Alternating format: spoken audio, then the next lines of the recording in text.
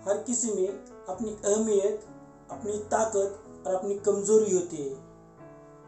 मछली जंगल में दौड़ नहीं सकती और शेर पानी में राजा नहीं बन सकता। हेलो दोस्तों, मेरा नाम है विष्णु चौधरी और आप सबका मेरे इस YouTube चैनल में बहुत बहुत स्वागत है। दोस्तों, इस वीडियो को अंत तक देखें और आपको ये वीडियो पसंद आया तो इस वीडियो को लाइक करें और मेरे सेल्फ हेल्प इस YouTube चैनल को सब्सक्राइब करें।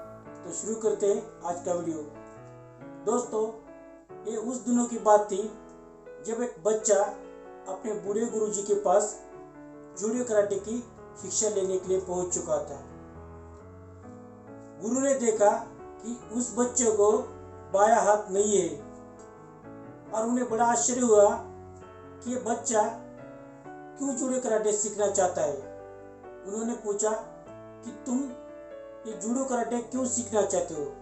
तो बच्चे ने कहा, जब मैं स्कूल में जाता हूँ तब स्कूल के बच्चे मुझे चिढ़ाते हैं और बड़े लोग मुझ पर दया करते हैं और मुझे इन लोगों का यही स्वभाव अच्छा नहीं लगता। मैं चाहता हूँ कि मैं अपने दम पर कुछ करूँ, अपनी खुद की रक्षा खुद करूँ, इसलिए ये जूडो कराटे में सीखना चाहता हूँ। गुरु ने पूछा कि तुमने मुझे ही अपना गुरु क्यों चुना? तुम्हें मेरे पास किसने भेज दिया है? तो उस बच्चे ने कहा, मैं बहुत से गुरु के पास गया लेकिन कोई भी गुरु मुझे पढ़ाने के लिए तैयार नहीं था। लेकिन एक गुरु ने मुझे आपके पास भेजा और कहा कि सिर्फ एक बूढ़े गुरुजी ही तुम्हें सिखा सकते हैं, क्योंकि उनके पास एक भी विद्यार्थी नहीं है और इसलिए उनके पास बहुत ज़्यादा समय है। उस गुरु ने पहचान लिया कि वो गुरु कौन है। वो गुरु उनका पहले वाला शिष्य ही था। उन्होंने पहचान लिया कि ऐसे ही लोगों की वजह से ये कला गलत लोगों के हाथ में चली जा रही है और बदनाम हो रही है, और उन्होंने इस वजह से उस बच्चों को जूडो कराटे सिखाने के लिए तैयार हो गए। और उस दिन से ही उनकी सीखने की क्लास शुरू कर दी। उस गुरु ने कहा कि तुम्हें इस जूडो कराटे के सारे नियमों का पालन करना होगा और साथ में ये भी याद रखना पड़ेगा कि इस कला का उपयोग सिर्फ तुम अपने आत्मरक्षा के लिए करोगे और बहुत ही ज़्यादा नम्र रहोगे।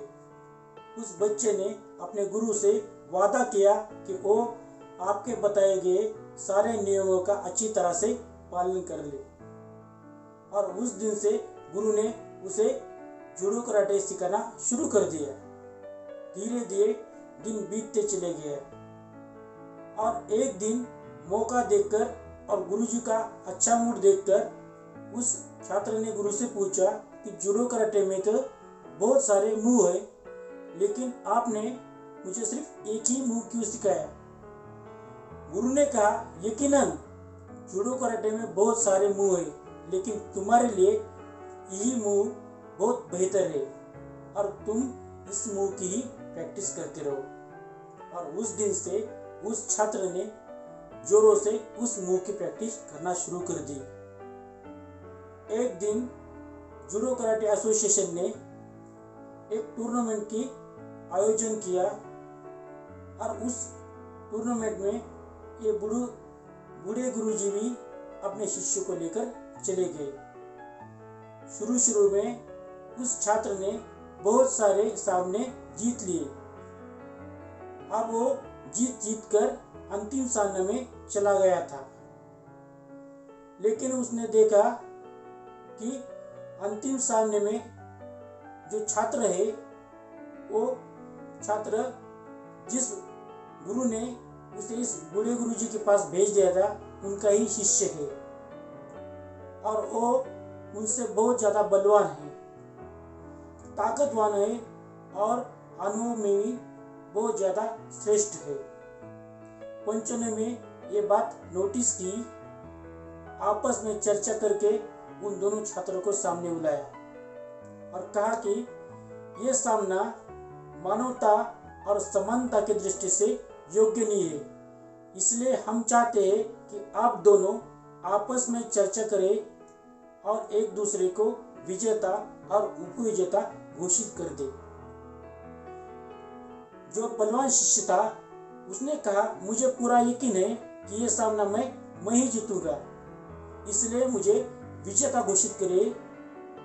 लेकिन उस बूढ़े गुरुजी के छात्र ने कहा कि मुझे पता है कि सामना कैसे लड़ना है।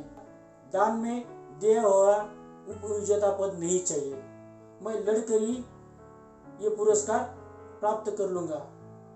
पंचोल को उस छात्र की बात अच्छी लगी, इस वजह वो सामना शुरू कर दिया।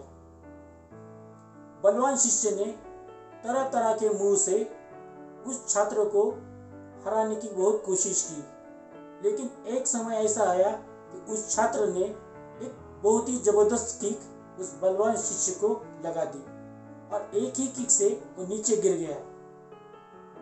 पंचों ने उस किक का वर्णन परफेक्ट किक, परफेक्ट टाइमिंग और जबरदस्त फोर्स ऐसा करके उस छात्र को विजेता घोषित कर दिया और उसे ट्रॉफी दे दी।